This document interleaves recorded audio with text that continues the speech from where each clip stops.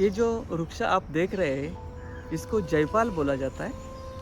इसको मराठी में घनसूरी बोला जाता है। इसका साइंटिफिक नेम है क्रोटॉन टिग्लियम। ये इफोर्बिएसी कुल का पौधा है और ये ज़्यादातर हमारे जो ड्राई डेसिडुअस फॉरेस्ट होते हैं और ऐसे जंगलों में ये अभी फ्रिक्वेंट टू ओकेजनल ऐसे तरह से मिलता है। इसका डिस्ट्रीब्यूशन ऐसा है और ये जो पौधा है आयुर्वेद के दृष्टिकोण से बहुत ही महत्वपूर्ण है। इसके जो पत्ते होते हैं, इसके जो प्लांट पार्ट्स होते हैं, इसके जो जड़ होते हैं, मूल होते हैं, इसके जो तने की छाल होती है, इसमें क्रोटोलाइन कंपाउंड पाया जाता है। और ये जो कंपाउंड जो है ये परगेटिव होने के कारण, लैक्सेटिव होने के कारण इसका औषधि गुण बहुत ही है। और इसके बारे में जानकारी देने के लिए वैद्य अपूर्वा संगराम मैम, उनसे हम बात करते हैं। मैम, ये जयपाल के बारे में आप जरा बताइए। सर, आयुर्वेद में जो पंचकर्म चिकित्सा जो आयुर्वेद की स्पेशलिटी है उसमें वमन, विरेचन, बस्ती, अनुवासन ऐसे आया है। तो उसमें जो विरेचन है, विरेचन मीन्स जो मल है वो अधोभाग से जो निकलता है, उसमें जो सबसे अच्छा द्रव्य जो है वो जयपाल है।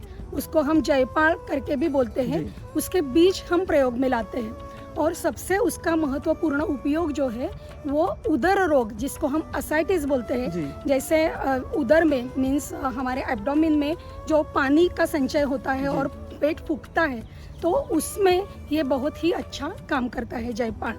लेकिन ये विरेचन है और तीक्ष्ण विरेचन है, तो इसका उपयोग जो है वो बहुत ही संभल कर करना चाहिए। वैद्यों के सलाह से वैद्यों के सलाह से ही लेना है। ऐसे किसी ने आके अगर उसके बीज ले लिए तो उससे उसको समस्या आ सकती है। बराबर, ये थोड़ा सा उसमें पॉइजनस भी प्रॉपर्टी है और अगर ज्यादा लिया जाए तो भी थोड़ा सा दिक्कत आ सकती है, इसलिए वैद्यों के सलाह से उसको लेना जरूरी है। लेकिन ये स्ट्रॉन्ग परगेटिव है, लैक्सेसिव, जैसे मैम ने बोला, ये मल के लिए, मल निकालने के लिए आयुर्वेद में उपयोग में लाया जाता है। तो मैम, इससे क्या औषध बनाया जाता है और कैसे वो औषध बनाया जाता है? इसे इसके बीज हम प्रयोग में लाते हैं सर, लेकिन इसके बीज लाने के पहले उसका शोधन करना चाहिए। डायरेक्टली हम प्लांट से बीज कलेक्ट करें और उसका उपयोग करें, ऐसा नहीं हो सकता। उसके जो बीज है वो निकाल के वो गोदुग्ध में उसको पहले गाय के दुग्ध में उसको डुबाना चाहिए और दोला यंत्र करके एक उसकी ये रहती है, तो दोला यंत्र में उसका स्वेदन करना, उसको अग्नि देना चाहिए ताकि इसके जो विषारी अंश है उसमें वो सब निकलता है और वो बीज जो है वो हम प्रयोग में उसकी शुद्धि हो जाती है और फिर उससे हम उसका चूर्ण प्रयोग में ला सकते हैं। इससे एक अच्छा कल्प बनता है, उसका नाम है इच्छा भेदी रस। इच्छा भेदी रस जैसे भेदन करने वाला, कि पेट से जो एबनॉर्मल जो जल संचित है वो निकाल सकते हैं इसके।